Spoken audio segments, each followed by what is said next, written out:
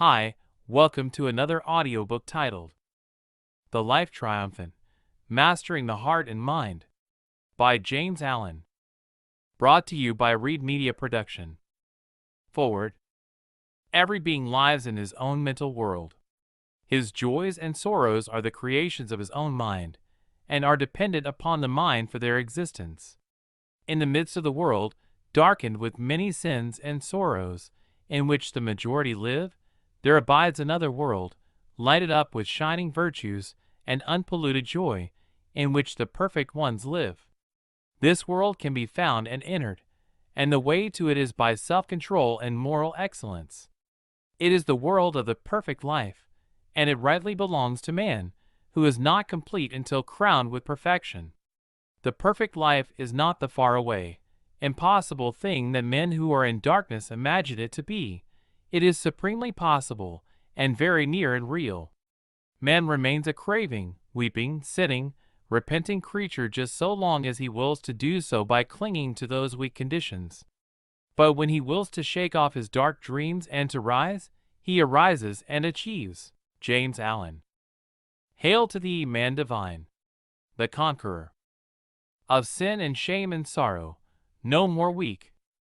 Worm-like and groveling art thou, no, nor wilt thou again bow down to things that weak. Scourgings and death upon thee, thou dost rise, triumphant in thy strength, good, pure and wise. 1. Faith and courage. For those who will fight bravely and not yield, there is triumphant victory over all the dark things of life.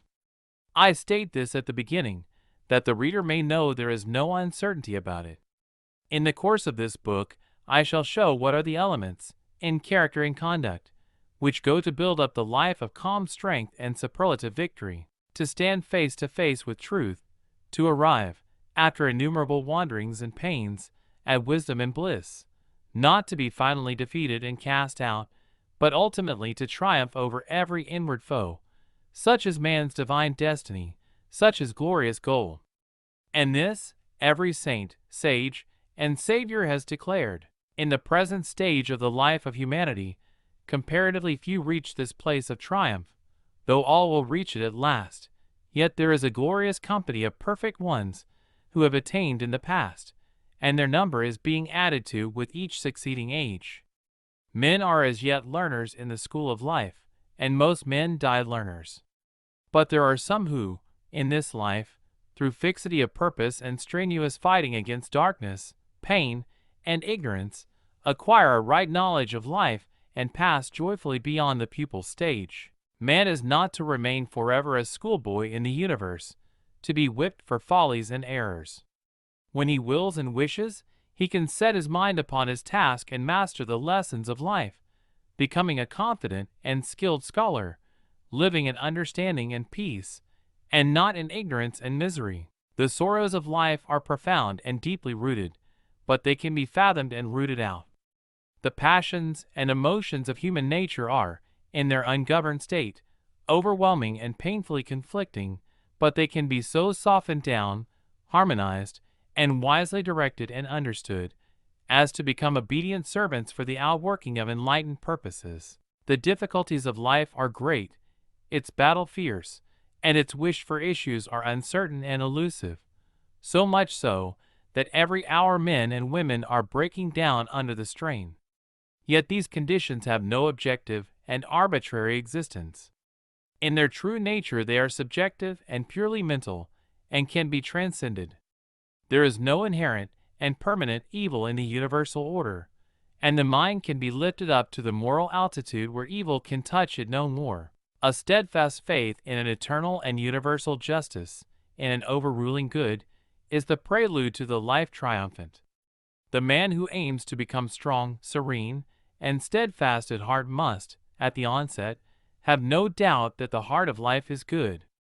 He who is to gaze upon the cosmic order and experience the rapture of emancipation must realize that there is no disorder in his life but that which he creates. This realization is difficult, so prone is the mind, in its imperfect stages, to self-pity and self-justification, but it can be attained, and must be attained by him who is to live the freed life. At first it must be believed, and the belief must be adhered to, until it ripens into realization and knowledge. The sufferings of life are greatly reduced when they are accepted as disciplinary experiences, and the man of faith does so accept them. The sufferings of life are transcended and put away when all experiences are accounted good, and are utilized in the development of character, and the man of knowledge does so regard and utilize them. Faith is the gray dawn which precedes the full and perfect day of knowledge. Without it there can be no attainment of strength, no permanent security of heart. The man of faith does not succumb when difficulties present themselves. He does not despair when troubles overtake him. However steep and dark his path may seem, he looks forward to a brighter pathway ahead. He sees a destination of rest and light beyond. They who have no faith in the triumph of good ignominiously succumb to the elements of evil. And this must be so, for he who does not elevate good elevates evil, and, seeing evil as the master of life, he receives the wages of evil. There are those who, having yielded to defeat in the battle of life, talk thoughtlessly about the wrongs they have suffered at the hands of others. They believe, and try to make others believe, that they would have been successful or rich or famous but for the treachery and villainy of those about them. They tell, for the thousandth time, how they have been deceived, defrauded, and degraded by others. They imagine that they themselves are all trust, all innocence, all honesty and good nature, and that nearly everyone else is all that is bad and malicious. They tell how they would have been just as prosperous and honored as others if they had been as selfish as those others, and that their great drawback, and the chief source, in themselves, of their failures, is that they were born with too great an endowment of unselfishness. Such self-praising complainers cannot distinguish between good and evil, and their faith in human nature and the goodness of the universe is dead. Looking upon others, they have eyes for evil only. Looking upon themselves, they see only suffering innocence. Rather than discover any evil in themselves, they would have all humanity bad. In their hearts they have enthroned the wretched demon of evil as the Lord of life, and see in the course of things only a selfish scramble in which the good is always crushed and the evil rises triumphant. Blind to their own folly, ignorance, and weakness, they see nothing but injustice in their fate, nothing but misery and wretchedness in their present condition. He who would have even a useful and successful life, yet alone a spiritually noble and victorious one, must at once root out and cast away this wretched condition of mind that negates all that is good and pure, and gives preeminence to all that is base and impure.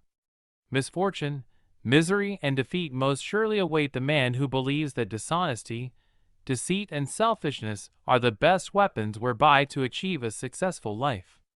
What courage and strength can a man develop, and what quiet and happiness can he enjoy, who believes that in order to keep pace with others he must continually deny and discourage the better qualities of his nature? The man who believes that evil is more powerful than good, and that bad men have the best of life, is still involved in the elements of evil, and, being so involved, he must necessarily suffer, defeat. It may appear to you that the world is given over to wickedness, that the bad prosper, and the good fail, that there is nothing but chance, injustice, and disorder. But do not believe this. Regard it as an illusive appearance. Conclude that you do not see life as it really is, that you have not yet fathomed the causes of things, and that when you can look upon life through a purer heart and a wiser mind, you will see and understand its equity. And truly, when you do so look at life, you will see good where you now see evil, order where now appears disorder, and justice where now injustice seems to prevail. The universe is a cosmos, not a chaos, and the bad do not prosper. It is true there is much evil in the world, otherwise there would be no necessity for moral aims. But there is also much misery in the world, and the evil and misery are related as cause and effect. It is equally true that there is much good in the world, and much abiding gladness, and the good and gladness are related as cause and effect. He who has acquired that faith in the power and supremacy of good, which no apparent injustice, no amount of suffering, and no catastrophe can shake, will pass through all emergencies, all trials and difficulties, with a sublime courage that defies the demons of doubt and despair. He may not succeed in all his plans. He may even encounter much failure, but when he fails, it will be that he may frame nobler purposes and ascend to higher achievements. He will only fail in order to reach a success greater than that of which he first dreamed. His life will not, cannot, be a failure. Some of its details will fail, but this will be but the breaking of weak links in the chain of character and events, in order that the whole may be made more strong and complete. There is an animal courage which can calmly face the fire of an enemy in battle, or the fierce rage of beasts, but which fails in the battle of life and breaks down when confronted with the beasts that rage within one's own heart. It requires a higher, diviner courage to remain calm in the hour of deprivation and calamity than in the heat of battle, to overcome self than to overcome another. And this diviner courage is the companion of faith. A mere theological belief, commonly confused with faith, will not avail. Beliefs about God, Jesus, creation, etc., are merely surface opinions, derived chiefly from custom, which do not reach down to the real life of a man and have no power to bestow faith. Such beliefs may accompany faith, but they are distinct from it. Frequently, those who hold most tenaciously to particular beliefs about God, Jesus, and the Bible are most lacking in faith. That is, they give way to complaint, despondency, and grief immediately after some petty trouble overtakes them. If one is given to irritability, anxiety, hopelessness, and lamentations over the simple things of life, let him know that, in spite of his religious belief or metaphysical philosophy, he lacks faith. For where faith is, there is courage, there is fortitude, there is steadfastness and strength. The opinions of men are lightly to be considered, for they are changing with every new breeze of thought. They have very little part in the reality of things, being the bubbles of a surface effervescence. But behind all opinions there is the same human heart. The godless are they who are goodless, even though they may be members of churches, and make a great profession of faith in God. The godly are they who are goodly even though they make no profession of religion. The complainers and bewailers are the faithless and unbelieving. Those who deny or belittle the power of good, and in their lives and actions affirm and magnify the power of evil, are the only real atheists. Faith bestows that sublime courage that rises superior to the petty and selfish disappointments and troubles of life, that acknowledges no defeat except as a step to victory, that is strong to endure, patient to wait, and energetic to struggle. It perceives the benign law of truth in all things, and is assured of the final triumph of the heart and the kingly power of the mind. Light up, then, the lamp of faith in your heart, and walk through the darkness guided by its illuminating rays.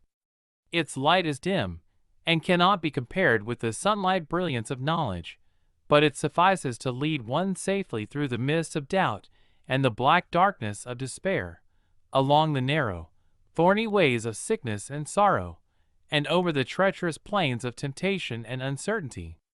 It enables man to ward off and outstrip the foul beasts that rage in the jungle of his heart, and to reach safely the open plains of a pure life and the mountain levels of conquest where the dim light of faith is no longer needed.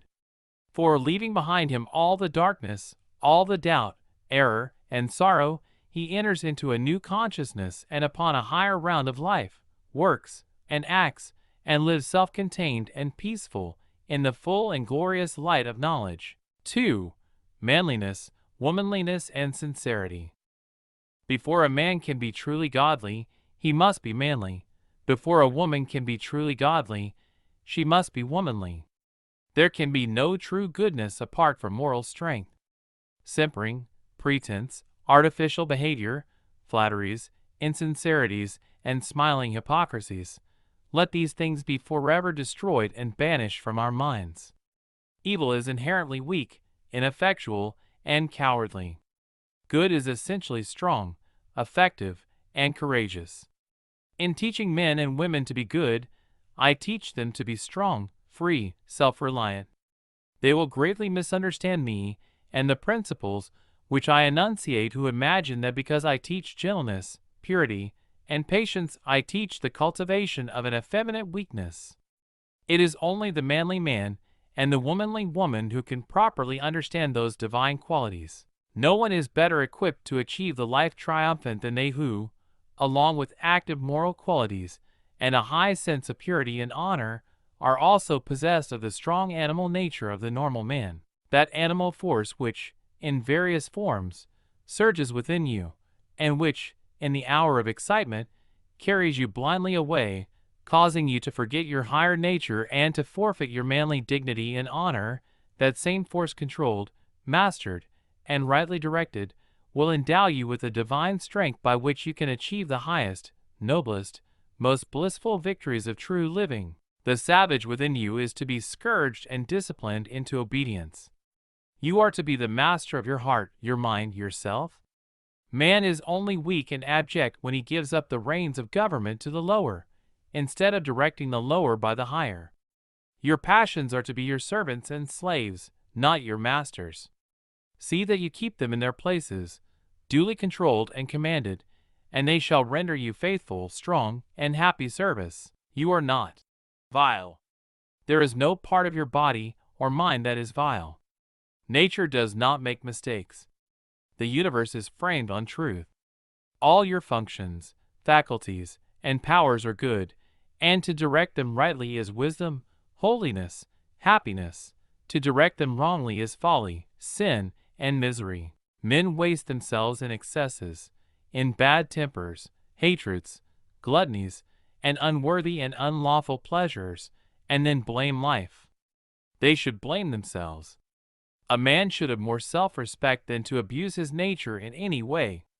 He should command himself always, should avoid excitement and hurry, should be too noble to give way to anger, to resent the actions and opinions of others, or fruitlessly to argue with an abusive and cantankerous assailant. A quiet, unobtrusive, and unoffending dignity is the chief mark of a ripe and perfect manhood. Honor others and respect yourself. Choose your own path and walk it with a firm, unflinching step, but avoid a meddlesome interference with others. In the true man opposing qualities are blended and harmonized. A yielding kindness accompanies an unbending strength. He adapts himself gently and wisely to others without sacrificing the steadfast principles upon which his manhood is built. To have that iron strength that can go calmly to death rather than yield one jot of truth, along with that tender sympathy that can shield the weak and mistaken enemy, is to be manly with a divine manhood. Be true to the dictates of your own conscience, and respect all who do the same, even though their conscience should lead them in a direction the reverse of your own. One of the most unmanly tendencies is to pity another because he chooses opinions or religion contrary to those of oneself. Why pity a man because he is an agnostic, or an atheist, or a Buddhist, or a Christian? Because he does not hold this opinion or that belief. Such pity should be rightly named contempt. It is the office of pity to feel for the weak, the afflicted, and the helpless. Pity never says, "I pity you." It does kind deeds. It is superciliousness that professes pity for the strong, the self-reliant, for those who have the courage to mark out their own path and to walk it boldly. Why should he be forced to hold my opinion or yours? If what I say and do appeal to his reason and conscience is right, then he will be one with me and will work hand in hand with me. But if my work be not his work, he is none the less a man. He has his duty, though it not be my duty. When I meet one who is self-respecting and who dares to think for himself, I will salute him as a man, and not harbor in my heart a contemptible pity for him, because, indeed, he rejects my conclusions. If we are to be responsible, self-acting beings in a law-begotten universe, let us be masters of our own wills, and respect the free will of others. If we are to be strong and manly, let us be large-hearted and magnanimous. If we are to triumph over the miseries of life, let us rise superior to the pettiness of our nature. Men weep in their weakness, and cry out in misery of heart and degradation of mind. How plain, then, is the way of emancipation! How sublime the task of triumph! Be master of yourself. Eliminate weakness. Exorcise the mocking fiend, selfishness, in whom is all weakness and wretchedness. Do not pander to unnatural cravings, to unlawful desires, or to morbid self-love and self-pity. Give them no quarter, but promptly stamp them out with disciplinary decision and strength. A man should hold himself, as it were, in the hollow of his hand. He should be able to take up and to lay down. He should know how to use things, and not be used by them. He should neither be the helpless captive of luxury nor the whipped slave of want, but should be self-contained and self-sufficient, master of himself under all conditions. He must train and direct his will in the way of self-mastery, which is the way of obedience, obedience to the law of his nature. Disobedience to law is the supreme evil in man, the source of all his sin and sorrow. In his ignorance, he imagines he can triumph over law and subdue the wills of others. He thus destroys his power. Man can triumph over his disobedience, over ignorance, sin, egotism, and lawlessness.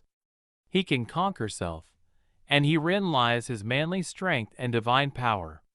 He can comprehend the law of his being, and obey it as a child obeys the will of its father. He can sit the crowned king of all his functions and faculties, using them wisely in unselfish service, and not as instruments of selfishness and greed. There is no bad habit that he cannot uproot, no sin that he cannot subdue, no sorrow that he cannot comprehend and conquer. Let a man then know his worth, and keep things under his feet. Let him not peep or steal, or skulk up and down with the air of a charity boy or an interloper, in the world which exists for him. A manly self-reliance is not only compatible with, but is the accompaniment of, a divine humility. A man is only arrogant and egotistic when he usurps authority over others.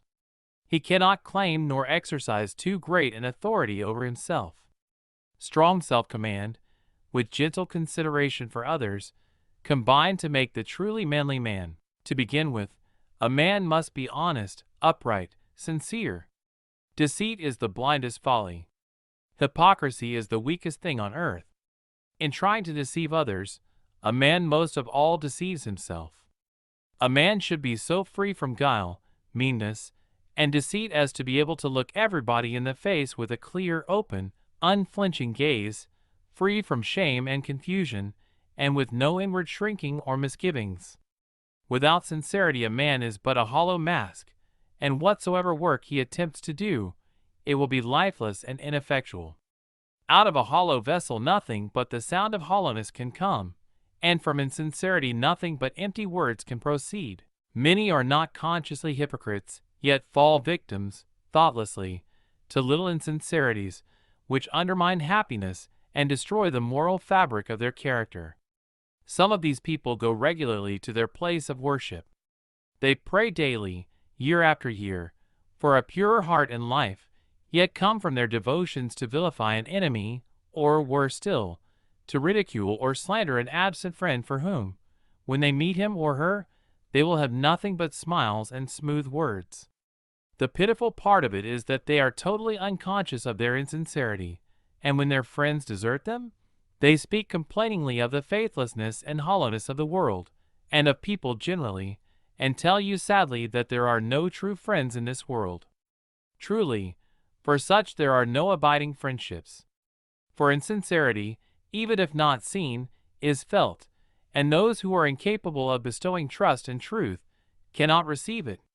Be true to others, and others will be true to you. Think well of an enemy, and defend the absent friend. If you have lost faith in human nature, discover where you have gone wrong yourself. In the Confucian code of morals, sincerity is one of the 5 great virtues, and Confucius thus speaks of it. It is sincerity which places a crown upon your lives. Without it, our best actions would be valueless. The seemingly virtuous, mere hypocrites, and the shining light which dazzles us with its splendor, but a poor passing gleam ready to be extinguished by the slightest breath of passion. To be pure in mind, you must be free from self-deception. You must hate vice as you would a disagreeable odor, and love virtue as you would some beautiful object. There can be no self-respect without it, and this is why the superior man must be guarded in his hours of solitude. The worthless man secretly employs his idle moments in vicious acts, and there is no limit to his wickedness. In the presence of the pure he plays the hypocrite, and puts forward none but his good qualities. Yet how does this disguise hide him when his true character is revealed to the first scrutinizing glance? It has been said that there is a strict watch kept over that which is pointed at by many hands and gazed at by many eyes. It is in solitude, then, that the upright man has the greatest reason to be guarded. Thus the sincere man does not do or say that which he would be ashamed of were it brought to light. His uprightness of spirit enables him to walk upright and confident among his fellow men. His presence is a strong protection, and his words are direct and powerful because they are true. Whatever may be his work, it prospers. Though he may not always please the ears of men, he wins their hearts. They rely on him, trust, and honor him. Courage, self-reliance, sincerity, generosity, and kindness. These are the virtues which constitute a robust manhood. Without them, a man is but clay in the hands of circumstances, a weak, wavering thing that cannot rise into the freedom and joy of a true life. Every young man should cultivate and foster these virtues, and as he succeeds in living them will he prepare to achieve the life triumphant. I see coming upon the earth a new race of men and women, men who will be men indeed, strong, upright, noble, too wise to stoop to anger, uncleanness, strife, and hatred, women who would be women indeed, gentle, truthful, pure, too compassionate to stoop to gossip, slander, and deception. From their loins will proceed superior beings of the same noble type, and the dark fiends of error and evil will fall back at their approach. These noble men and women will regenerate the earth.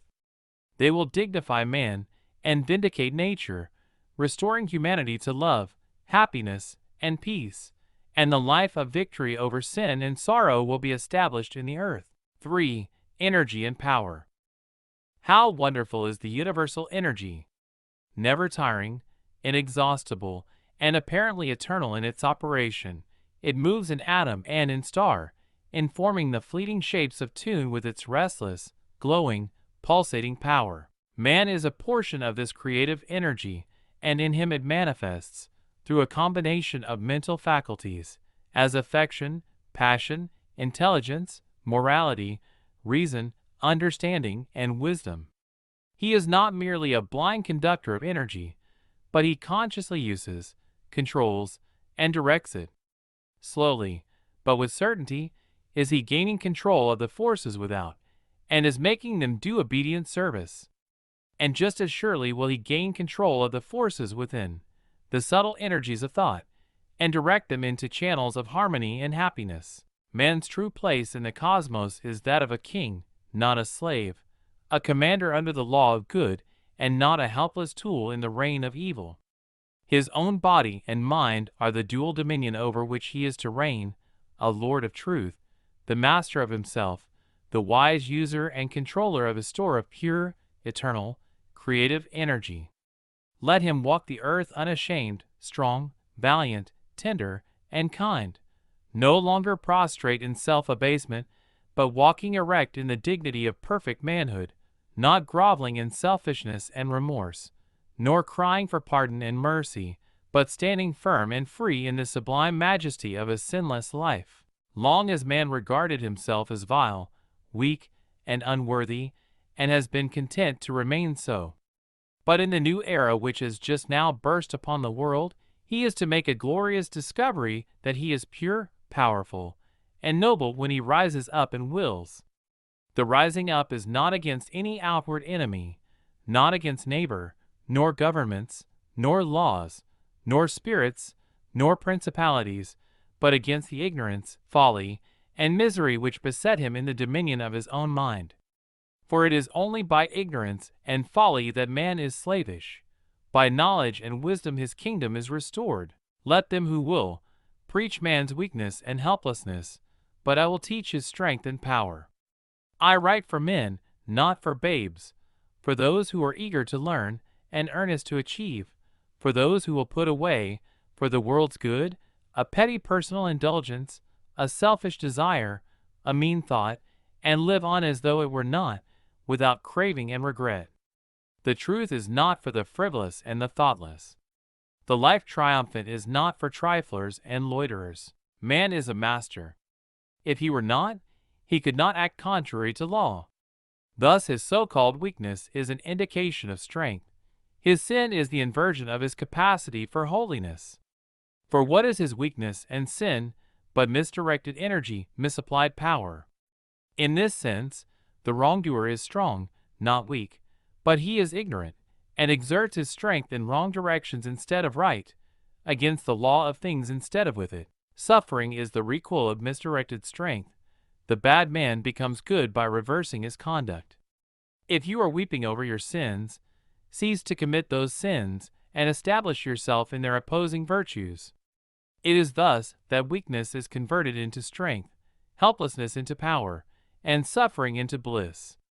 By turning his energies from the old channels of vice, and directing them into the new channels of virtue, the sinner becomes a saint. While the universal energy may be unlimited, in particular forms its sum is strictly limited.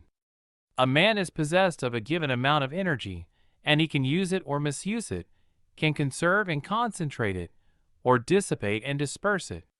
Power is concentrated energy.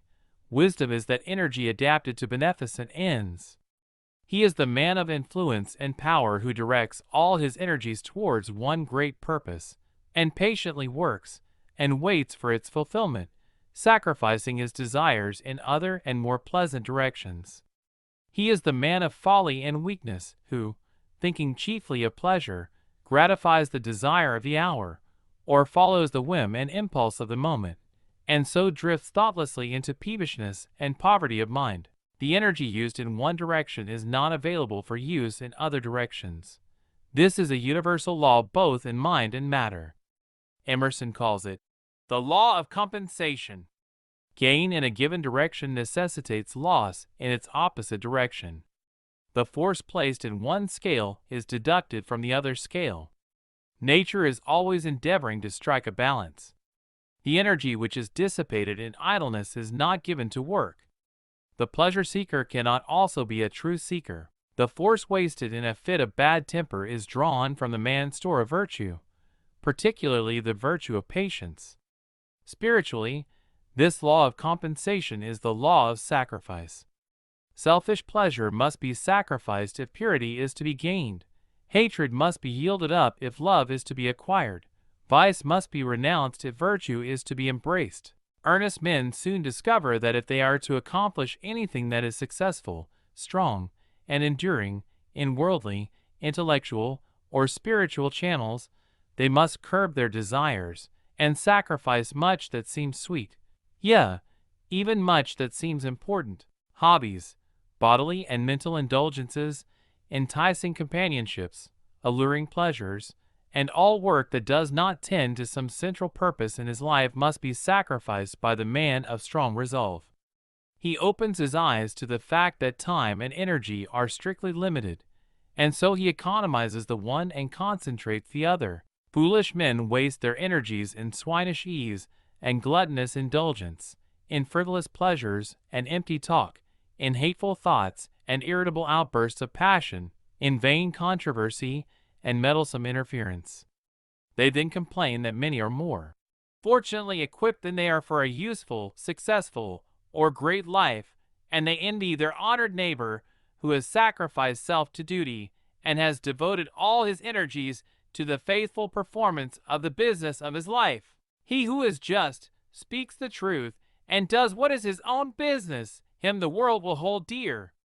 Let a man attend to his own business, concentrating all his energies upon the perfect accomplishment of the task of his life, not stepping aside to condemn or interfere with the duties of others, and he will find life simple, strong, and happy. The universe is girded with goodness and strength, and it protects the strong and the good. Evil and weakness are self-destructive. Dissipation is annihilation. All nature loves strength. I see no inherent cruelty in the survival of the fittest. It is a spiritual as well as a natural law. The stronger qualities of the beast are the fittest to evolve a higher type.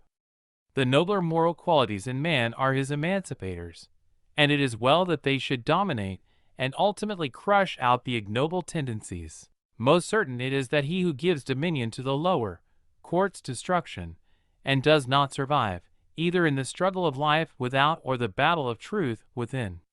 The life given to the lower is lost to the higher. Yea, it is finally lost also to the lower, and so all is lost, for evil is ultimately nothingness. But the life given to the higher is preserved, and is not lost to anything, for, while it sacrifices much that the world holds precious, it does not sacrifice anything that is precious in reality. The untrue and worthless must perish, and he who consecrates himself to the good and the true is content that they should perish. And so at last he stands where sacrifice ends, and all is gain. Such a one survives in the struggle of life without, and he conquers in the battle of truth within. First, then, be strong. Strength is the firm basis on which is built the temple of the triumphant life. Without a central motive and fixed resolve, your life will be a poor, weak, drifting, unstable thing. Let the act of the moment be governed by the deep abiding purpose of the heart. You will act differently at different times, but the act will not be wrong if the heart is right. You may fall and go astray at times, especially under great stress, but you will quickly regain yourself, and you will grow wiser and stronger thereby, so long as you guide yourself by the moral compass within, and do not throw it away to gratify indulgence and give yourself up to uncertain drifting. Follow your conscience. Be true to your convictions. Do at the moment what you regard as right, and put away all procrastination, vacillation, and fear. If you are convinced that in the performance of your duty under certain circumstances the severest measures are necessary, carry out those measures, and let there be no uncertainty about it. Err on the side of strength rather than weakness. The measures you adopt may not be the best, but if they are the best you know, then your plain duty is to carry them out. By so doing you will discover the better way, if you are anxious for progress and are willing to learn. Deliberate beforehand, but in the tune of action do not hesitate. Avoid anger and stubbornness, lust and greed. The angry man is the weak man. The stubborn man, who refuses to learn or mend his ways, is the foolish man. He grows old in folly, and gray hairs do not bring him reverence or honor. The sensualist has energy for pleasure only, and reserves none for manliness and self-respect. The greedy man is blind to the nobility of human nature and the glory of a true life. He spends his energies in perpetuating the miseries of hell, instead of enjoying the happiness of heaven. Your strength is with you, and you can spend it in burrowing downward or in climbing upward. You can dissipate it in selfishness or conserve it in goodness. The same energy will enable you to become a beast or a god. The course along which you direct it will determine its effect. Do not think the thought, "My mind is weak," but convert weakness into strength and energy into power by redirecting your mental forces. Turn your thoughts into noble channels. Put away vain longings and foolish regrets. Abolish complaint and self-condolence, and have no dalliance with evil. Lift your face upward. Rise up in your divine strength, and spurn from your mind and life all meanness and weakness. Do not live the false life of a whining slave, but live the true life of a conquering master. 4. Self-control and happiness. When mental energy is allowed to follow the line of least resistance, and to fall into easy channels, it is called weakness. When it is gathered, focused, and forced into upward and different directions, it becomes power, and this concentration of energy and acquisition of power is brought about by means of self-control. In speaking of self-control, one is easily misunderstood. It should not be associated with a destructive repression, but with a constructive expression. the process is not one of death, but of life. It is a divine and masterly transmutation in which the weak is converted into the strong, the coarse into the fine, and the base into the noble, in which virtue takes the place of vice, and dark passion is lost in bright intellectuality. The man who merely smothers up and hides away his real nature, without any higher object in view than to create a good impression upon others concerning his character, is practicing hypocrisy, and not self-control. As the mechanic transmutes coal into gas, and water into steam, and then concentrates and utilizes the finer forces for the comfort and convenience of others, so the man who intellectually practices self-control transmutes his lower inclinations into the finer qualities of intelligence and mortality to the increase of his own and the world's happiness. A man is happy, wise, and great in the measure that he controls himself. He is wretched, foolish, and mean in the measure that he allows his animal nature to dominate his thoughts and actions. He who controls himself controls his life, his circumstances, his destiny, and wherever he goes he carries his happiness with him as an abiding possession. He who does not control himself is controlled by passions, by his circumstances, and his fate, and if he cannot gratify the desire of the moment, he is disappointed and miserable. He depends for his fitful happiness on external things. There is no force in the universe which can be annihilated or lost. Energy is transformed, but not destroyed. To shut the door on old and bad habits is to open it to new and better ones. Renunciation precedes regeneration. Every self-indulgence, every forbidden pleasure, every hateful thought renounced is transformed into something more purely and permanently beautiful. Where debilitating excitements are cut off, there spring up rejuvenating joys. The seed dies that the flower may appear.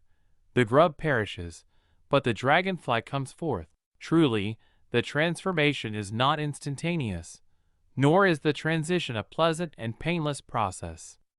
Nature demands effort and patience as the price of growth. In the march of progress, every victory is contested with struggle and pain, but the victory is achieved, and it abides. The struggle passes. The pain is temporary only.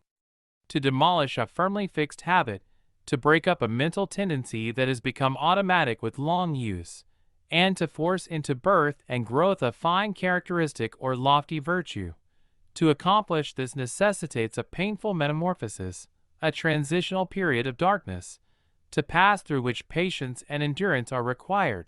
This is where men fail.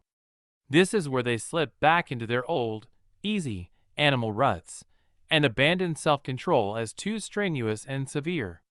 Thus they fall short of permanent happiness, and the life of triumph over evil is hidden from their eyes. The permanent happiness which men seek in dissipation, excitement, and abandonment to unworthy pleasure is found only in the life which reverses all this, the life of self-control. So far as a man deviates from perfect self-command, just so far does he fall short of perfect happiness. He sinks into misery and weakness, the lowest limit of which is madness, entire lack of mental control, the condition of irresponsibility. In so far as a man approximates to perfect self-command, just so near does he approach to perfect happiness and rise into joy and strength. So glorious are the possibilities of such divine manhood that no limit can be set to its grandeur and bliss. If a man will understand how intimately, yea, how inseparably, self-control and happiness are associated, he has but to look into his own heart and upon the world around, to find there the joy-destroying effects of uncontrolled tendencies. Looking upon the lives of men and women, he will perceive how the hasty word, the bitter retort, the act of deception, the blind prejudice and foolish resentment bring wretchedness and even ruin in their train. Looking into his own life, what days of consuming remorse, of restless anxiety, and of crushing sorrow rise up before his mind, periods of intense suffering through which he has passed through lack of self-control. But in the right life, the well-governed life, the victorious life, all these things pass away. New conditions obtain, and purer, more spiritual instruments are employed for the achievements of happy ends.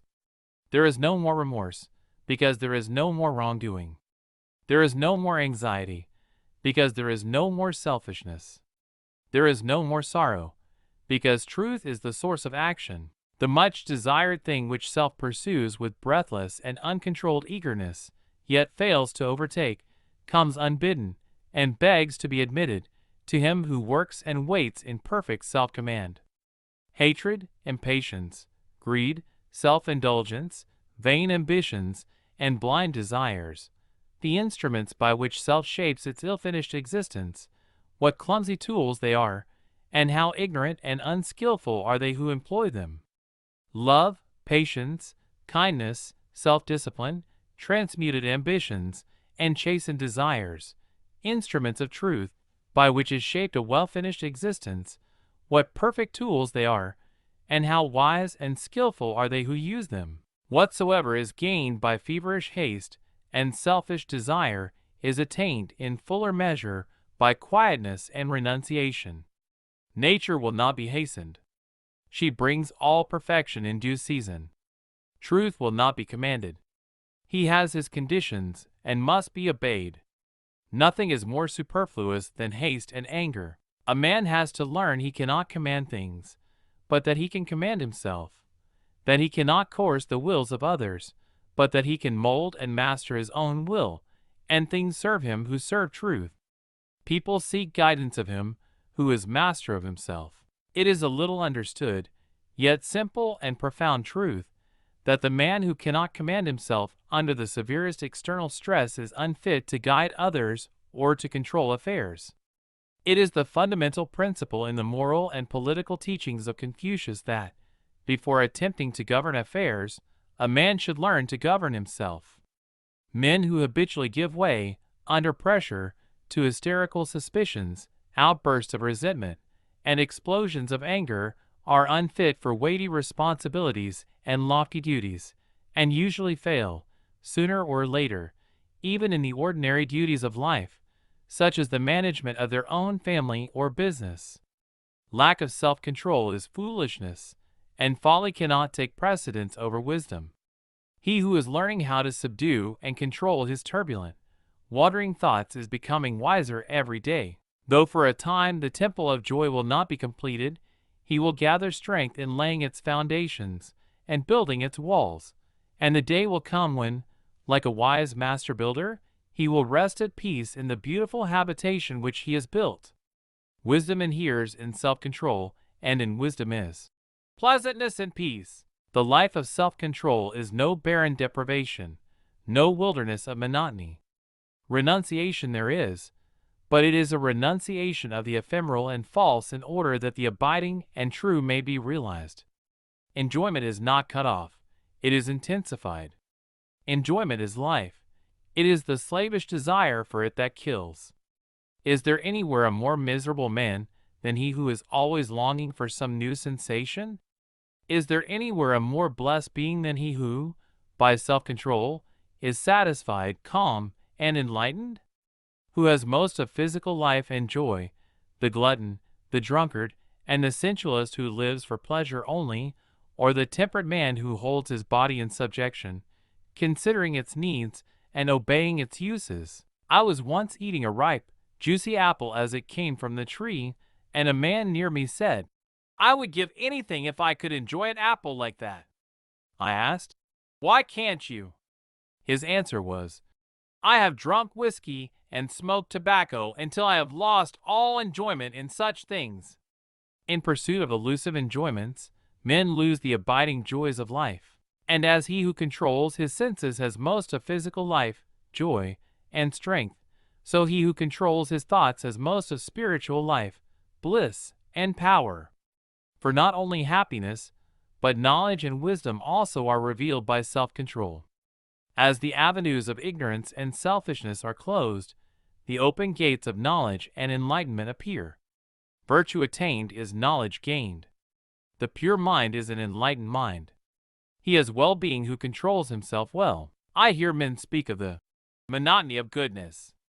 If looking for things in the spirit which one has given up in the letter were goodness, then indeed would it be monotonous. The man of self-control does not merely give up his base pleasures, he abandons all longing for them. He presses forward, and does not look back, and fresh beauties, new glories, sublimer vistas await him at every step. I am astonished at the revelations which lie hidden in self-control. I am captivated by the infinite variety of truth. I am filled with joy at the grandeur of the prospect. I am gladdened by its splendor and its peace. Along the way of self-control, there is the joy of victory, the consciousness of expanding and increasing power, the acquisition of the imperishable riches of divine knowledge, and the abiding bliss of service to humankind. Even he who travels only a portion of the way will develop a strength, achieve a success, and experience a joy which the idle and the thoughtless cannot know. And he who goes all the way will become a spiritual conqueror. He will triumph over all evil and will blot it out. He will gaze with enrapt vision upon the majesty of the cosmic order and will enjoy the immortality of truth. 5. Simplicity and freedom. You have known what it is to be physically encumbered by some superfluous load. You have experienced the happy relief of dispensing with such a load. Your experience illustrates the difference between a life burdened with a complexity of desires, beliefs, and speculations, and one rendered simple and free by the satisfaction of its natural needs, and a calm contemplation of the facts of existence, eliminating all argument and speculation. There are those who cumber their drawers, cupboards, and rooms with rubbish and clutter. To such an extent is this carried sometimes, that the house cannot be properly cleaned, and vermin swarms. There is no use for the rubbish, but they will not part with it, even though by so doing they would also get rid of the vermin. But they like to think that it is there, like to feel that they have got it, especially if they are convinced that nobody else has its like. They reason that it may be of some use someday, or it may become valuable, or it brings up old associations which they occasionally resuscitate and take a paradoxical pleasure in sorrowing over. In a sweet, methodical, well-managed house, such superfluities, bringing with them dirt, discomfort, and care, are not allowed to accumulate. Or should they have accumulated, they are gathered up and consigned to the fire and the trash bin, when it is decided to cleanse and restore the house, and give it light, comfort, and freedom. In a like manner men hoard up in their minds mental rubbish and clutter, cling tenaciously to it, and fear its loss. Insatiate desires, thirsty cravings for unlawful and unnatural pleasures, conflicting beliefs about miracles, gods, angels, demons, and interminable theological complexities. Hypothesis is piled upon hypothesis, speculation is added to speculation, until the simple, beautiful, all-sufficient facts of life are lost to sight and knowledge beneath the metaphysical pile. Simplicity consists in being rid of this painful confusion of desires and superfluity of opinions, and adhering only to that which is permanent and essential. And what is permanent in life? What is essential? Virtue alone is permanent. Character is essential. So simple is life when it is freed from all superfluities and rightly understood and lived that it can be reduced to a few unmistakable, easy to understand, though hard to practice principles. And all great minds have so simplified life. Buddha reduced it to 8 virtues, in the practice of which he declared that men would acquire perfect enlightenment. And these 8 virtues he reduced to 1, which he called compassion. Confucius taught that the perfection of knowledge was contained in 5 virtues, and these he expressed in one which he called reciprocity or sympathy. Jesus reduced the whole of life to the principle of love. Compassion, sympathy, love, these 3 are identical. How simple they are, too! Yet, I cannot find a man who fully understands the depths and heights of these virtues, for who so fully understood them would embody them in practice. He would be complete, perfect, divine. There would be nothing lacking in him of knowledge, virtue, and wisdom. It is only when a man sets earnestly to work to order his life in accordance with the simple precepts of virtue that he discovers what piles of mental rubbish he has hoarded up, and which he is now compelled to throw away. The exactions, too, which such a course of conduct make upon his faith, endurance, patience, kindness, humility, reason, and strength of will are, until the mind approaches the necessary condition of purity and simplicity, painful in their severity. The clearing out process, whether of one's mind, home, or place of business, is not a light and easy one, but it ends in comfort and repose. All complexities of detail, whether in things material or mental, are reducible to a few fundamental laws or principles by virtue of which they exist and are regulated. Wise men govern their lives by a few simple rules. A life governed by the central principle of love will be found to be divinely consistent in all its details.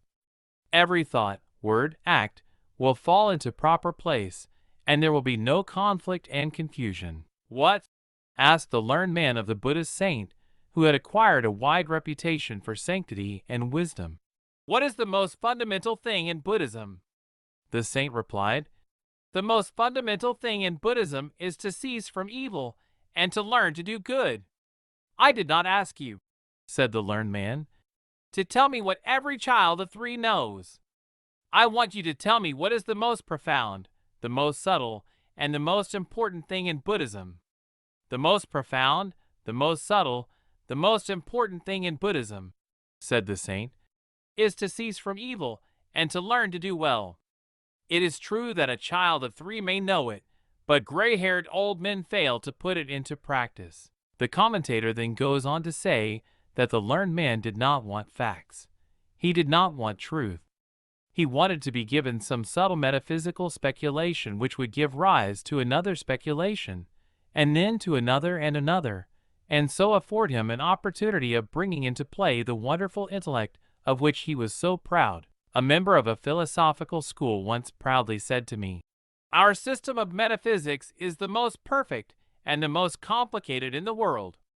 I discovered how complicated it was by becoming involved in it, and then pursuing the process of disentanglement back to the facts of life, simplicity, and freedom. I have since learned how better to utilize my energy and occupy my time in the pursuit and practice of those virtues that are firm and sure, rather than to waste it in the spinning of the pretty but unsubstantial threads of metaphysical cobwebs. But while regarding with disfavor assumption and pride, and that vanity which mistakes its own hypothesis for reality, I set no premium on ignorance and stupidity. Learning is a good thing. As an end in itself, as a possession to be proud of, it is a dead thing. But as a means to the high ends of human progress and human good, it becomes a living power. Accompanied with a lowly mind, it is a powerful instrument for good. The Buddhist saint was no less learned than his proud questioner, but he was more simple and wise. Even hypotheses will not lead us astray if they are perceived as mere hypotheses, and are not confounded with facts. Yet the wisest men dispense with all hypotheses, and fall back on the simple practice of virtue. They thus become divine, and arrive at the acme of simplicity, enlightenment, and emancipation.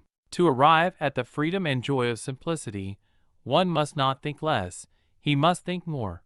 Only the thinking must be set to a high and useful purpose, and must be concentrated upon the facts and duties of life, instead of dissipated in unprofitable theorizing. A life of simplicity is simple in all its parts because the heart which governs it has become pure and strong, because it is centered and rested in truth.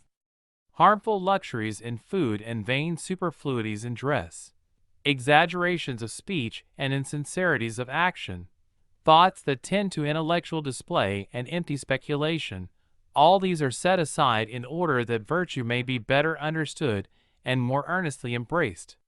The duties of life are undertaken in a spirit from which self is eliminated, and they become transfigured with a new and glorious light, even the light of truth. The great fundamental facts of life, heretofore hidden from knowledge, are plainly revealed, and the eternal verities, about which the wordy theorizers can only guess and argue, become substantial possessions. The simple-hearted, the true-hearted, the virtuous and wise, are no longer troubled with doubts and fears about the future and the unknown and unknowable. They take their stand upon the duty of the hour, and on the known and the knowable. They do not barter away the actual for the hypothetical. They find in virtue an abiding security. They find in truth an illuminating light which, while it reveals to them the true order of the facts of life, throws a halo of divine promise about the abyss of the unknown, and so they are at rest. Simplicity works untrammeled, and becomes greatness and power. Suspicions, deceptions, impurities, despondencies, bewailings, doubts, and fears, all these are cast away, left behind and ignored, and the freed man, strong, self-possessed, calm, and pure, works in unclouded assurance, and inhabits heavenly plains. 6. Right thinking and repose. Life is a combination of habits, some baneful, some beneficent, all of which take their rise in the one habit of thinking. The thought makes the man. Therefore, right thinking is the most important thing in life. The essential difference between a wise man and a fool is that the wise man controls his thinking, the fool is controlled by it. A wise man determines how and what he shall think, and does not allow external things to divert his thought from the main purpose. But a fool is carried captive by every tyrant thought as it is aroused within him by external things, and he goes through life the helpless tool of impulse, whim, and passion. Careless, slovenly thinking, commonly called thoughtlessness, is the companion of failure, wrongdoing, and wretchedness. Nothing, no prayers, no religious ceremonies, not even acts of charity, can make up for wrong thinking. Only right thinking can rectify a wrong life. Only the right attitude of mind towards men and things can bring repose and peace. The triumphant life is only for him whose heart and intellect are attuned to lofty virtue. He must make his thought logical, sequential, harmonious, symmetrical. He must mold and shape his thinking to fixed principles, and thereby establish his life on the sure foundation of knowledge. He must not merely be kind, he must be intelligently kind, must know why he is kind. His kindness must be an invariable quality, and not an intermittent impulse interspersed with fits of resentment and acts of harshness. He must not merely be virtuous under virtuous circumstances. His virtue must be of a kind that shall continue to shine with unabated light when he is assailed with vicious circumstances. He must not allow himself to be hurled from the throne of divine manhood by the shocks of fate or the praise and blame of those around him. Virtue must be his abiding habitation, his refuge from the whirlwind and the storm. And virtue is not only of the heart, it is of the intellect also, and without this virtue of the intellect, the virtue of the heart is imperiled. Reason, like passion, has its vices. Metaphysical speculations are the riot of the intellect, as sensuality is the riot of the affections. The highest flights of speculation, pleasing as they are, reveal no place of rest, and the strained mind must return to facts and moral principles to find the truth which it seeks. As the soaring bird returns for refuge and rest to its nest in the rock, so must the speculative thinker return to the rock of virtue for surety and peace. The intellect must be trained to comprehend the principles of virtue, and to understand all that is involved in their practice. Its energies must be restrained from wasteful indulgence in vain subtleties, and be directed in the path of righteousness and the way of wisdom. The thinker must distinguish, in his own mind, between reality and assumption. He must discover the extent of his actual knowledge. He must know what he knows. He must also know what he does not know. He must learn to discriminate between belief and knowledge, error and truth. In his search for the right attitude of mind which perceives truth, and works out a wise and radiant life, he must be more logical than logic, more merciless in exposing the errors of his own mind than the most sarcastic logician is in exposing the errors of the minds of others. After pursuing this course of discrimination for a short time, he will be astonished to find how small is the extent of his actual knowledge. Yet he will be gladdened by its possession, for small as it is the pure gold of knowledge.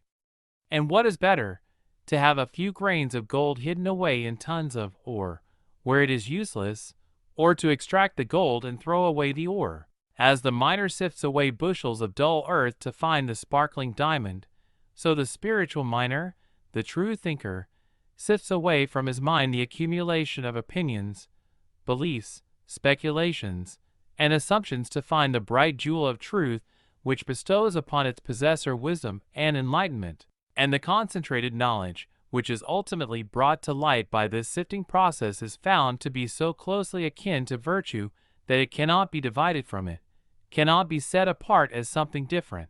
In his search for knowledge, Socrates discovered virtue. The divine maxims of the great teachers are maxims of virtue. When knowledge is separated from virtue, wisdom is lost. What a man practices, that he knows. What he does not practice, that he does not know. A man may write treatises or preach sermons on love, but if he treats his family harshly or thinks spitefully of his enemy, what knowledge has he concerning love? In the heart of the man of knowledge there dwells a silent and abiding compassion that shames the fine words of the noisy theorist. He only knows what peace is whose heart is free from hatred, who lives in peace with all. Cunning definitions of virtue only serve to deepen ignorance when they proceed from vice-stained lips. Knowledge has a deeper source than the mere memorizing of information. That knowledge is divine which proceeds from acquaintance with virtue. The humility which purges the intellect of its empty opinions and vain assumptions also fortifies it with a searching insight and invincible power. There is a divine logic which is indistinguished from love. The reply, "He that is without sin among you, let him cast the first stone," is unanswerable logic. It is also perfect love. The wrong thinker is known by his vices. The right thinker is known by his virtues. Troubles and unrest assail the mind of the wrong thinker, and he experiences no abiding repose. He imagines that others can injure, snub, cheat, degrade, and ruin him. Knowing nothing of the protection of virtue, he seeks the protection of self, and takes refuge in suspicion, spite, resentment, and retaliation, and is burnt in the fire of his own vices. When slandered, he slanders in return. When accused, he recriminates. When assailed, he turns upon his adversary with double fierceness. "I have been treated unjustly," exclaims the wrong thinker, and then abandons himself to resentment and misery. Having no insight and unable to distinguish evil from good, he cannot see that his own evil, and not his neighbor's, is the cause of all his trouble. The right thinker is not concerned with thoughts about self and self-protection, and the wrong actions of others towards him cannot cause him trouble or unrest. He cannot think, "This man has wronged me." He perceives that no wrong can reach him but by his own evil deeds. He understands that his welfare is at his own hands, and thus none but himself can rob him of repose. Virtue is his protection, and retaliation is foreign to him. He holds himself steadfastly in peace, and resentment cannot enter his heart. Temptation does not find him unprepared, and it assails in vain the strong citadel of his mind. Abiding in virtue, he abides in strength and peace. The right thinker has discovered and acquired the right attitude of mind toward men and things, the attitude of a profound and loving repose. And this is not resignation, it is wisdom. It is not indifference, but watchful and penetrating insight. He has comprehended the facts of life. He sees things as they are. He does not overlook the particulars of life, but reads them in the light of cosmic law, sees them in their right relations as portions of the universal scheme. He sees the universe is upheld by justice. He watches, but does not engage in, the petty quarrels and fleeting strifes of men. He cannot be partisan. His sympathy is with all. He cannot favor one portion more than another. He knows that good will ultimately conquer in the world, as it has conquered in individuals, that there is a sense in which good already conquers, for evil defeats itself. Good is not defeated. Justice is not set aside. Whatever man may do, justice reigns, and its eternal throne cannot be assailed and threatened, much less conquered and overthrown. This is the source of the true thinker's abiding repose. Having become righteous, he perceives the righteous law. Having acquired love, he understands the eternal love.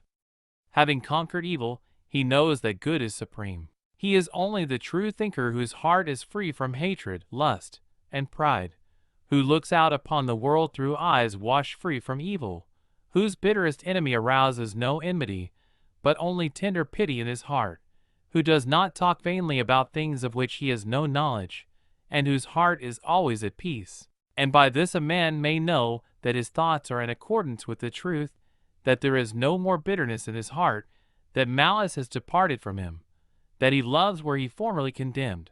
A man may be learned, but if he is not wise, he will not be a true thinker. Not by learning will a man triumph over evil. Not by much study will he overcome sin and sorrow. Only by conquering himself will he conquer evil. Only by practicing righteousness will he put an end to sorrow.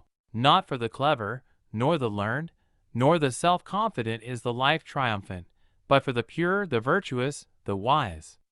The former achieve their particular success in life, but the latter alone achieve the great success, a success so invincible and complete that even an apparent defeat shines with added victory. Virtue cannot be shaken.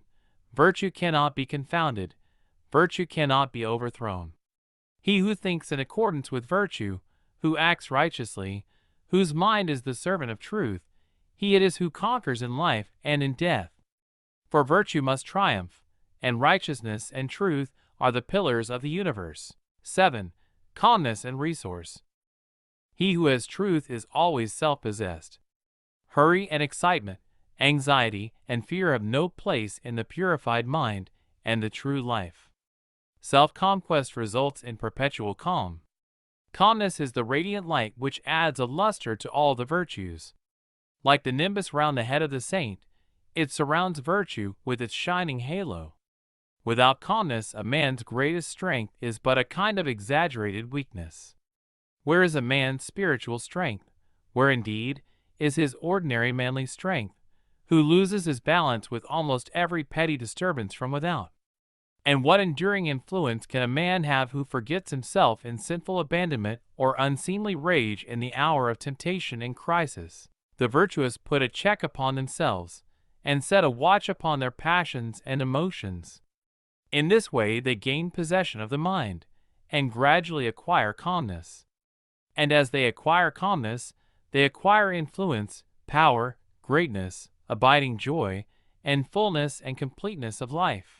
Those who do not put a check upon themselves, whose emotions and passions are their masters, who crave excitement and race after unholy pleasures, these are not yet fit for a life of joyful victory, and can neither appreciate nor receive the beautiful jewel of calmness. Such may pray for peace with their lips, but they do not desire it in their hearts, or the word peace may only mean to them another kind of periodic pleasure which they desire to enjoy. In the life of calm there are no fitful periods of sinful excitement followed by reactionary hours of sorrow and remorse. There are no foolish elations followed by equally foolish depressions, no degrading actions followed by misery and loss of self-respect. All these things are put away, and what remains is truth, and truth is forever encircled with peace. The calm life is new unbroken bliss. Duties which are irksome to the ungoverned are things of joy to the calm man. Indeed, in the calm life, the word duty receives a new meaning. It is no longer opposed to happiness, but it is one with happiness. The calm man, the right-seeing man, cannot separate joy from duty. Such separation belongs to the mind and life of the pleasure hunter and lover of excitement. Calmness is difficult to attain, because men cling blindly to the lower disturbances of the mind for the passing pleasure which these disturbances afford. Even sorrow is sometimes selfishly gloated over as a kind of occasional luxury. But though difficult to attain, the way which leads to its attainment is simple. It consists of abandoning all those excitements and disturbances which are opposed to it, and fortifying oneself in these steadfast virtues, which do not change with changing events and circumstances, which have no violent reactions, and which therefore bestow perpetual satisfaction and abiding peace. He only finds peace who conquers himself, who strives, day by day, after self-possession, greater self-control, greater calmness of mind.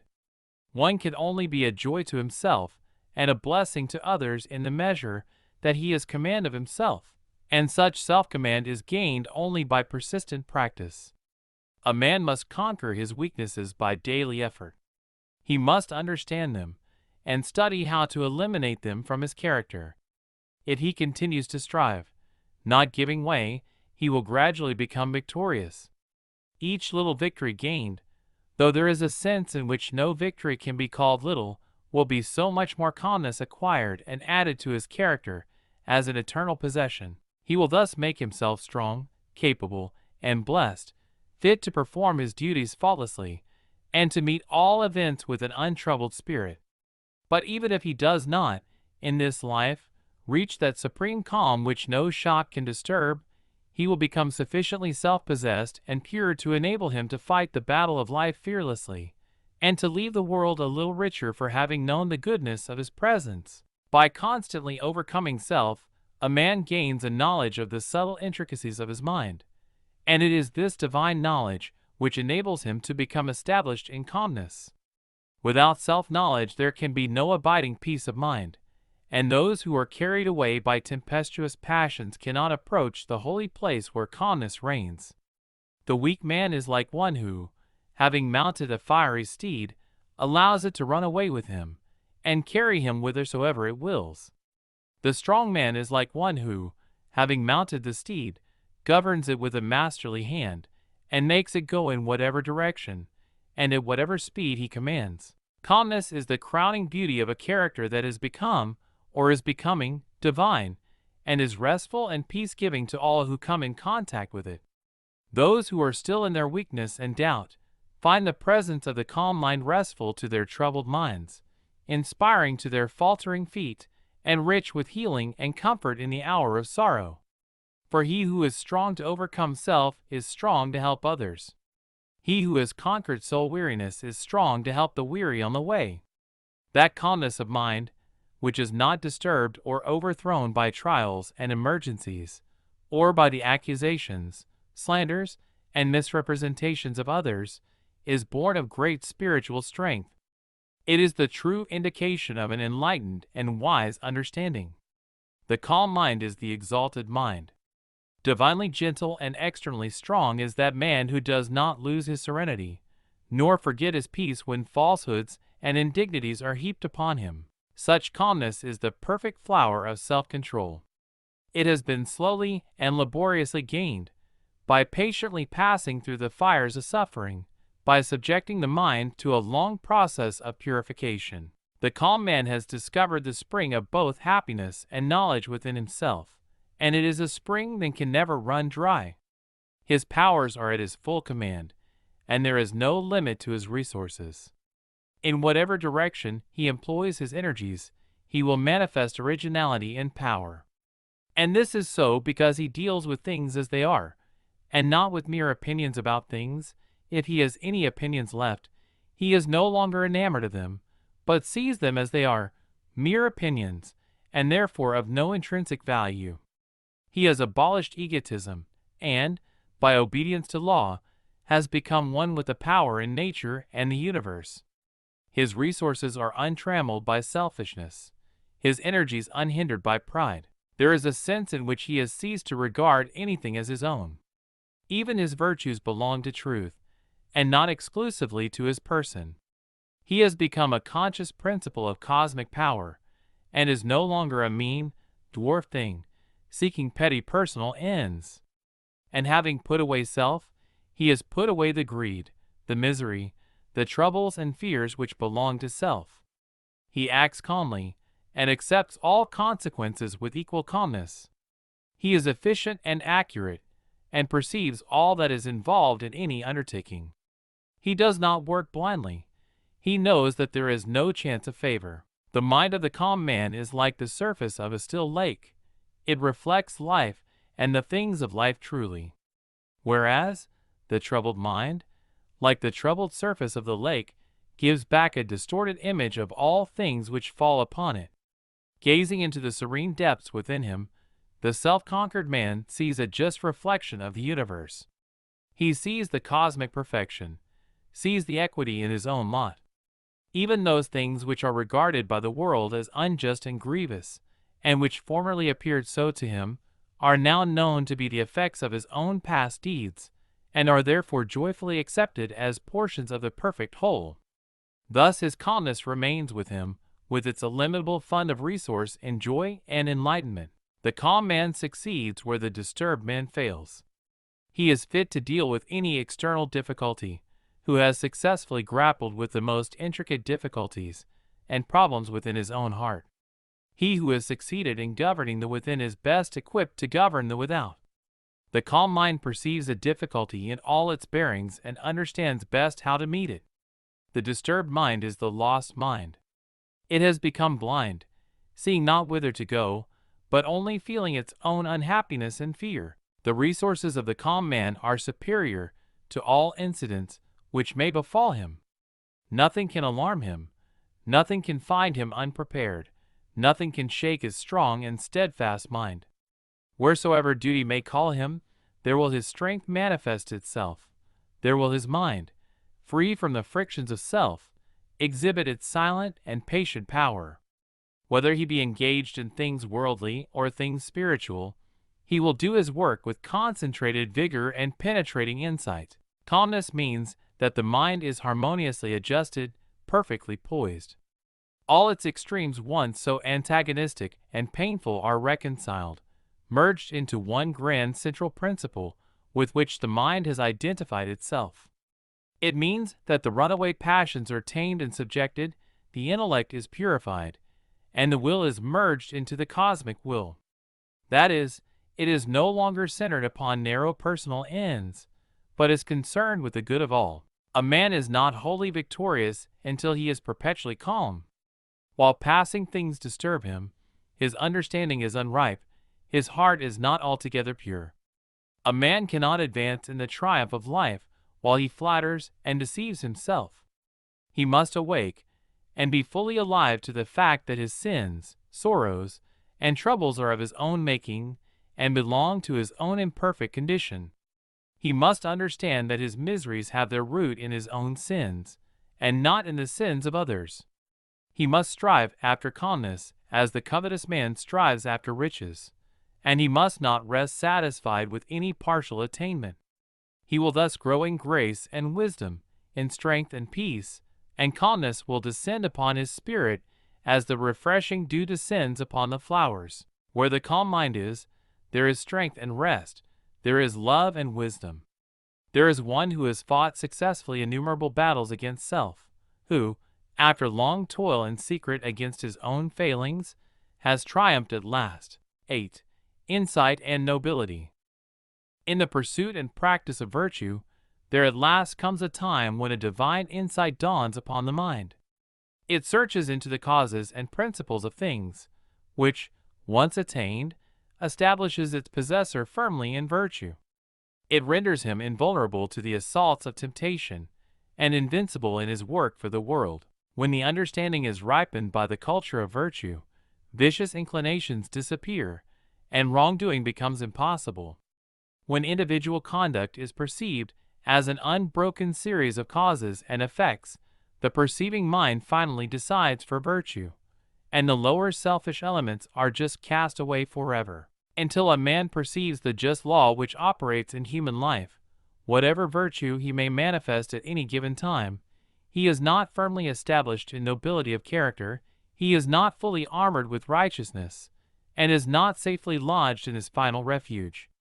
Not having acquired that perfect insight which knows good and evil, and which perceives the effects of all deeds both good and bad, he breaks down when assailed by temptation at those points in his character which are not well fortified. Those which have, so far, dimmed his spiritual insight, and barred him from perfect vision. By thus breaking down, he discovers that within which has hindered him, and by setting to work to remove the hindrance, he ascends still higher in the scale of virtue, and approaches nearer to the perfect insight into the true order of life which makes a man divine. Under certain circumstances a man, held in restraint by the influence of friends, by custom and environment, and not by his own inherent purity and strength, will appear to have, and may believe he possesses, a virtue of which he knows nothing in reality. And his lack of such virtue only appears when all outward restraints are withdrawn, and, under temptation, the concealed weakness and vice make themselves manifest. On the other hand, the man of superior virtue will seem, in a familiar environment, to be much the same as his weaker fellows, and his virtue will not be apparent to those about him. But when he is suddenly brought in contact with great temptations or extraordinary events, his latent virtue appears in all its beauty and strength. Insight destroys the dominion of evil, and reveals the faultless operation of the good law. The man of perfect insight cannot sin, because he fully understands the nature of good and evil.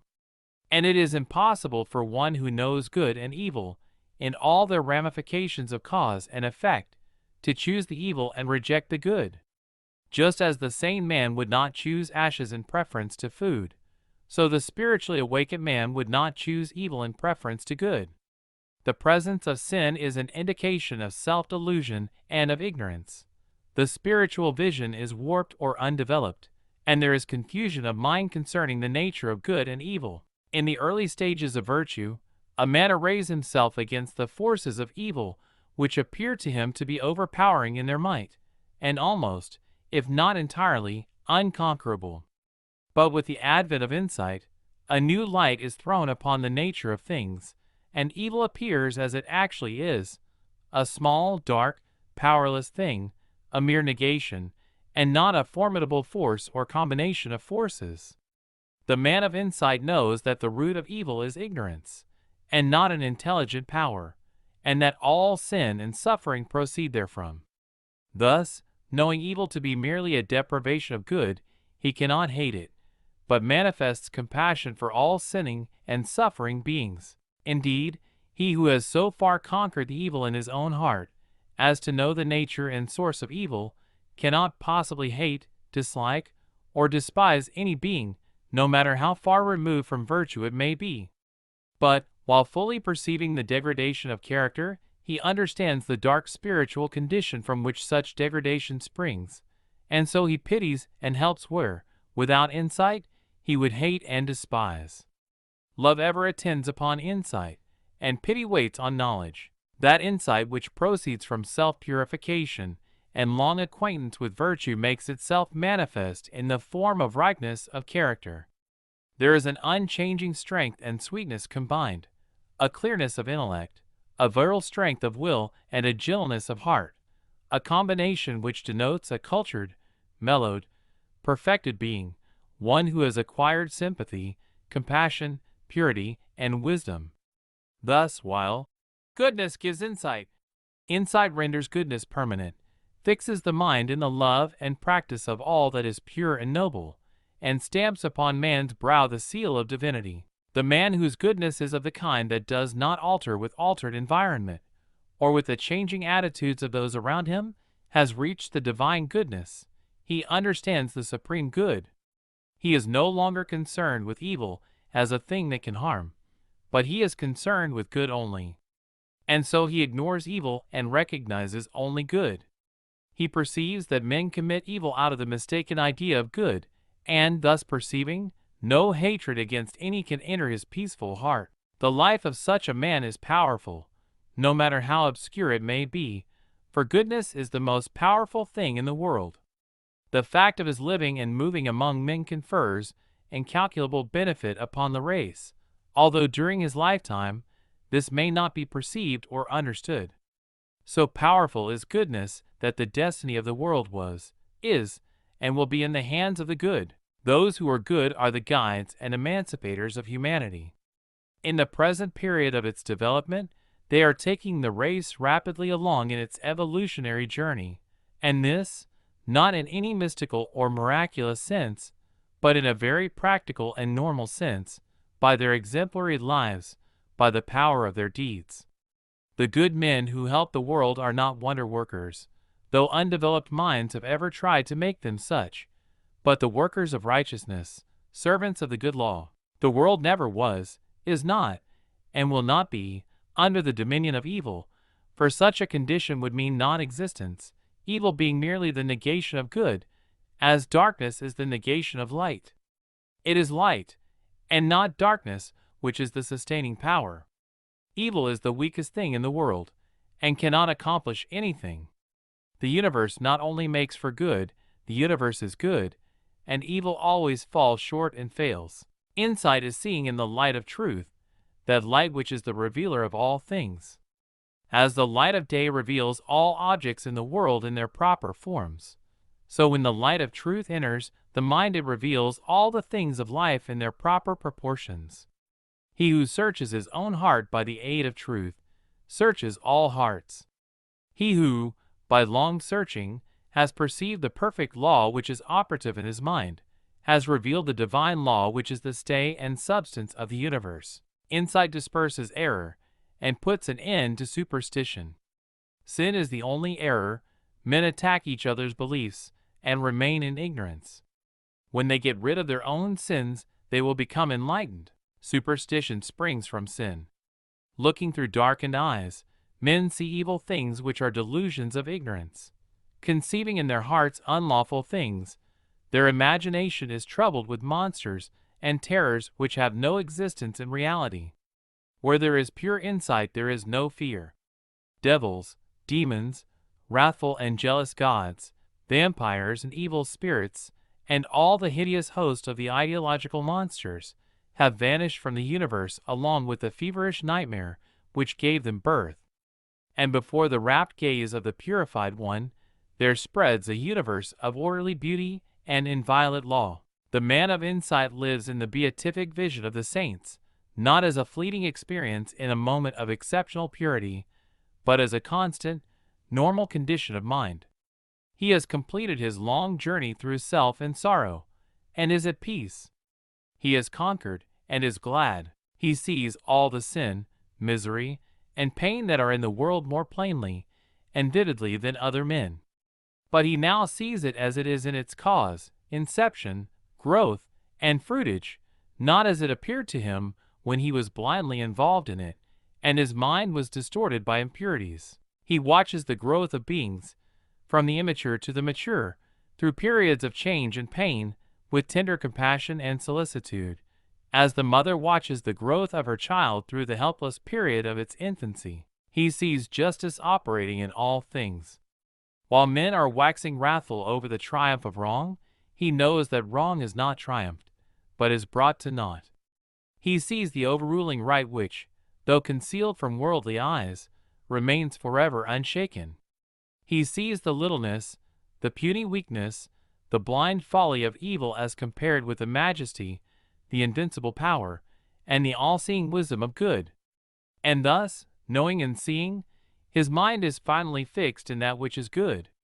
He is devoted to truth, and his delight is in the doing of righteousness. When insight is born in the mind, reality stands revealed, not a metaphysical reality distinct from the universe, not a speculative reality other than the things of life, but the reality of the universe itself, the reality of things in themselves.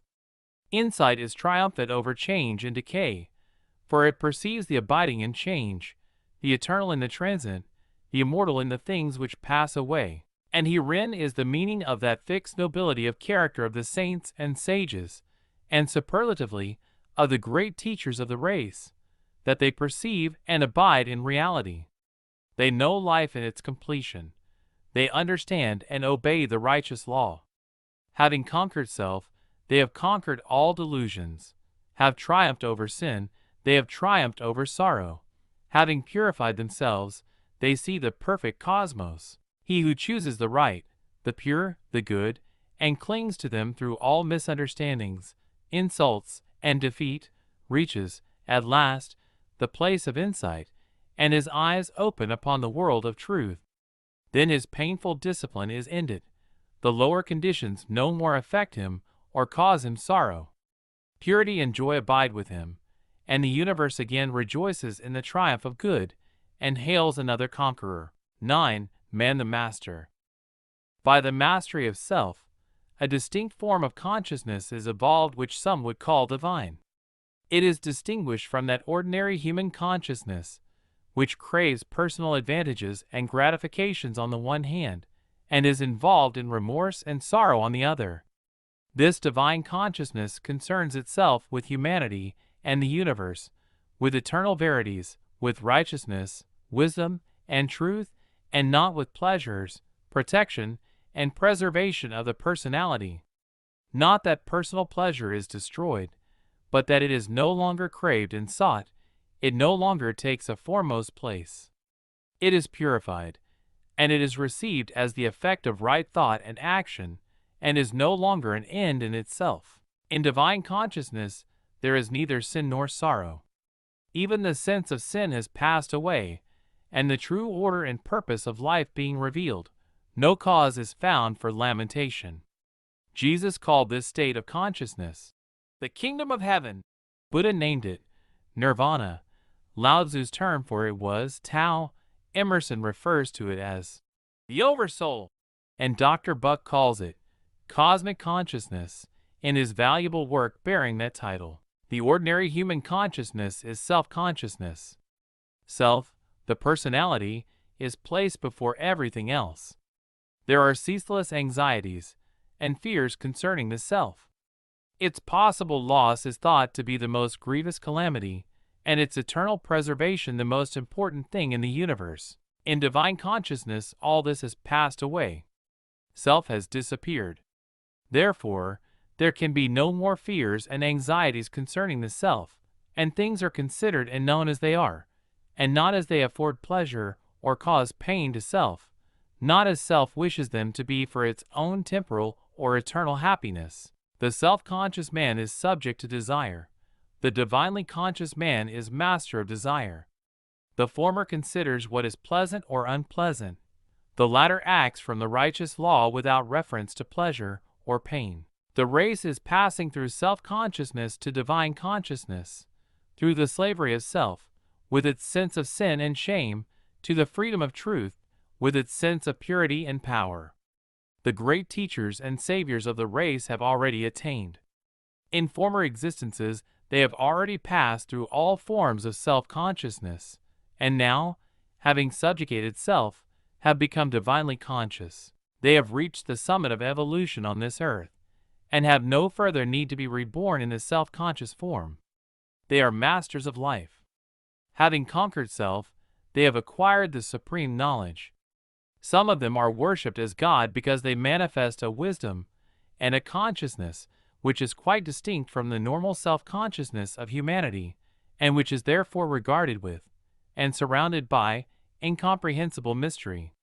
Yet, in this divine consciousness there is no mystery, but, on the contrary, a transparent simplicity which becomes apparent when the confusions of self are dispersed. The abiding gentleness, the sublime wisdom, the perfect calm of the great teachers, qualities which appear supernatural when viewed from the self-consciousness state, are seen to be simple and natural when the first glimmering of divine consciousness dawns in the mind.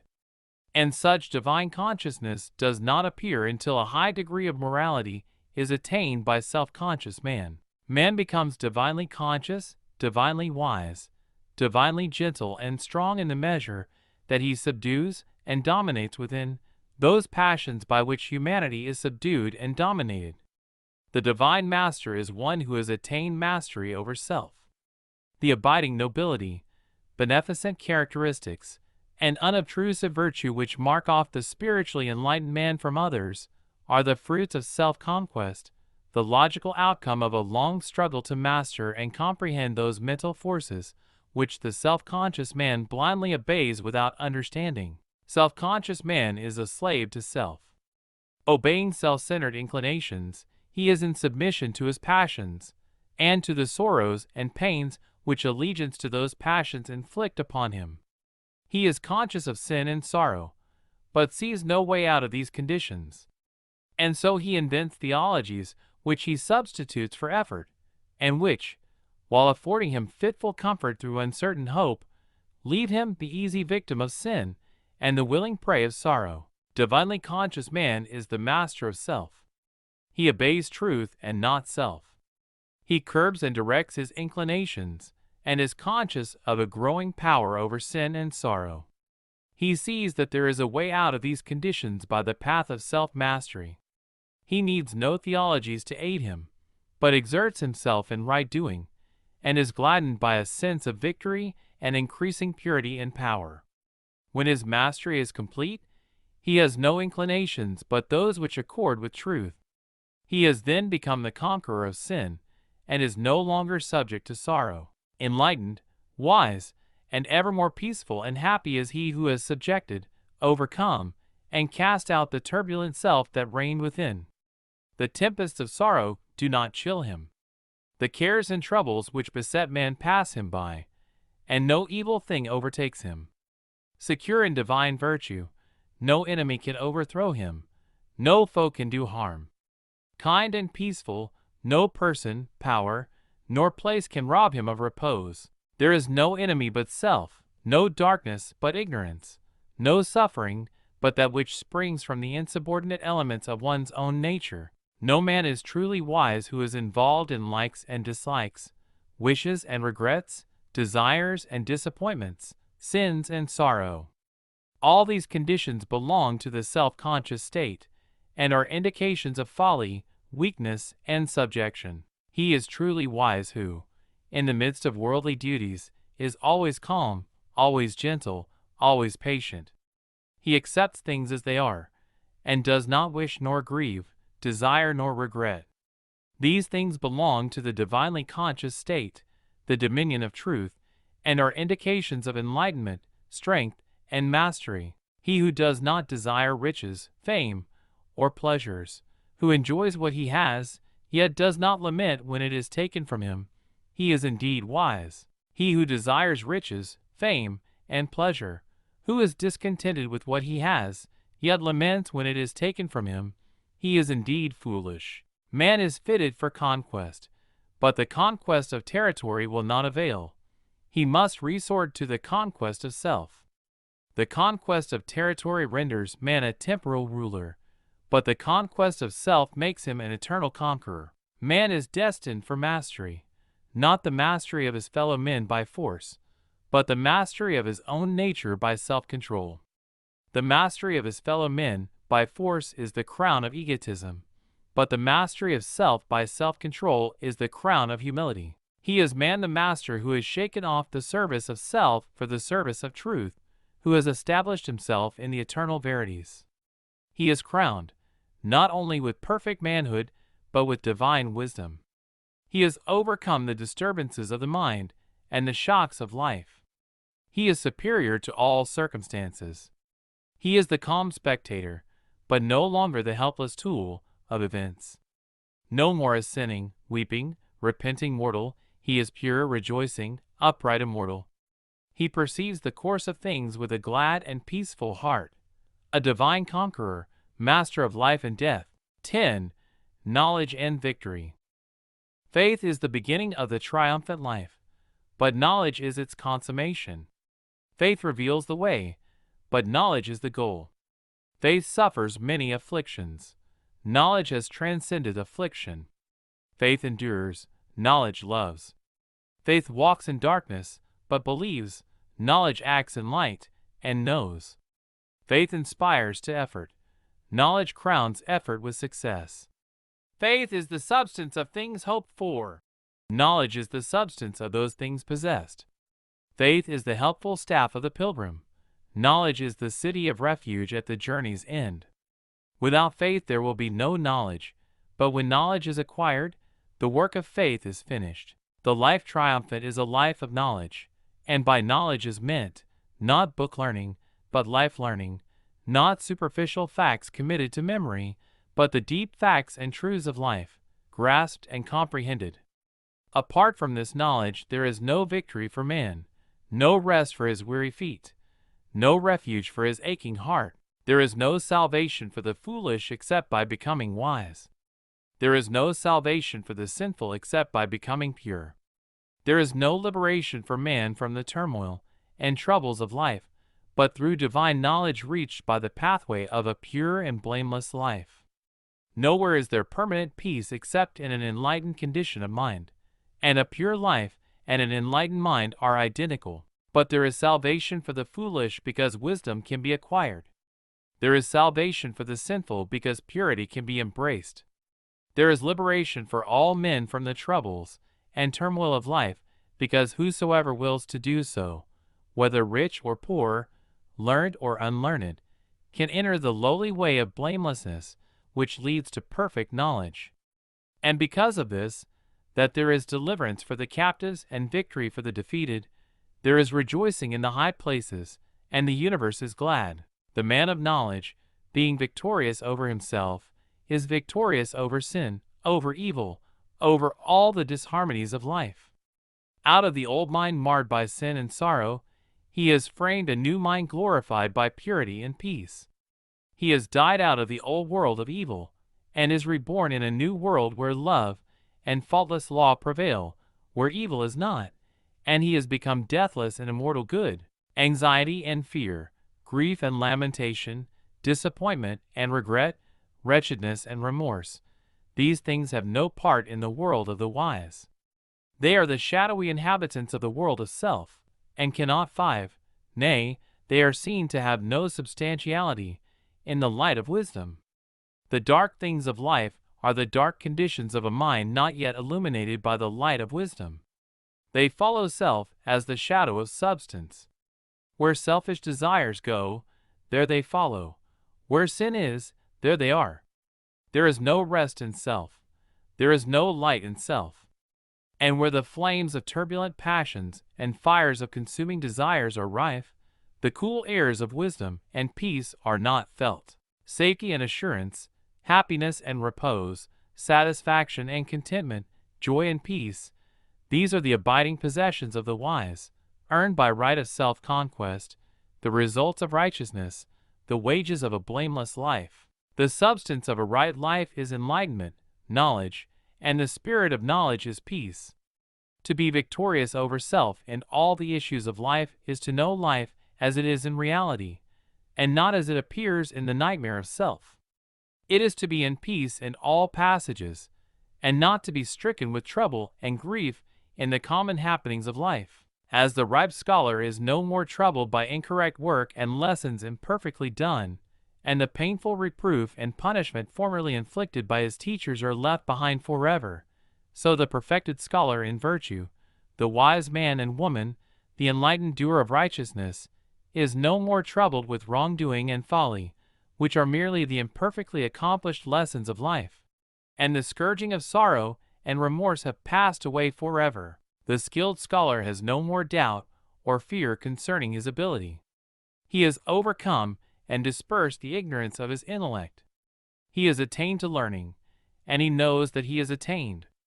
And he so knows because, having undergone innumerable tests in the forms of lessons and examinations, he has at last proved his skill by passing successfully through the severest tests of scholarship. And now he no longer fears, but rejoices when severe tests are applied to prove his ability. He is capable, confident, and glad. Even so the skilled doer of righteousness is no more troubled with doubt and fear concerning his destiny. He has overcome and dispersed the ignorance of his heart. He has attained to wisdom, and he knows that he has attained. And he so knows because where he formerly failed and fell when tested by the wrong conduct of others, he now maintains his patience and calmness under the severest tests of accusation and reproof. Herein is the glory and victory of divine knowledge, that understanding the nature of deeds, both good and bad, the enlightened doer of good deeds no longer suffers through the bad deeds of others. Their actions towards him can never cause him pain and sorrow, nor rob him of his peace. Having taken refuge in good, evil can no more reach nor harm him. He returns good for evil, and overcomes the weakness of evil by the power of good. The man who is involved in bad deeds imagines that the bad deeds of others are powerful to do him injury, and are filled with grievous harm against him. He is stung with pain and overwhelmed with sorrow, not for his own bad deeds, for these he does not see, but for the wrong deeds of others. Involved in ignorance, he has no spiritual strength, no refuge, and no abiding peace. The man victorious over self is the true seer. He is not the seer of spirits or supernatural phenomena, for such seeing is narrow and illusory. He is the seer of life as it is, both in its particular aspects and in its divine principles, the seer of the spiritual universe of cosmic law, cosmic love, and cosmic liberty. The man of knowledge and victory, who has shaken off the painful dreams of self, has awakened with a new vision which beholds a new and glorified universe. He is the seer of the eternal, and is blessed with perfect love and endless peace. He is lifted far above all sordid desires, narrow aims, and selfish love and hate, and being so lifted up, he perceives the lawful course of things, and does not grieve when overtaken by the inevitable. He is above the world of sorrow, not because he has become cold and cruel, but because he abides in a love where no thought of self can enter, and where the well-being of others is all in all. He is sorrowless because he is selfless. He is serene because he knows that whatever he receives, it is good, and whatever is taken from him, that also is good. He has transmuted sorrow into love, and is filled with infinite tenderness and abounding compassion. His power is not violent, ambitious, worldly, but pure, peaceful, heavenly, and he is possessed of a hidden strength which knows how to stand, and when to bend for the good of others and the world. He is a teacher, though he speaks but little. He is a master, yet he has no desire to rule others. He is a conqueror, but makes no attempt to subdue his fellow men. He has become a conscious instrument for the outworking of cosmic law, and is an intelligent, enlightened power directing the evolution of the race. At this, the beginning of a new epoch, let the good news again go forth throughout the world that there is purity for the sinful, comfort for the afflicted, healing for the broken-hearted, and triumph for the defeated. In your heart, O man, O woman, stained as it is with sin, and torn with conflicting desires, there is a place of power, a citadel of strength. You are the dwelling place of the supreme good, and the scepter of victory awaits you. Deep in your consciousness is the high seat of empire. Arise, O stricken one. Ascend your rightly throne. The end.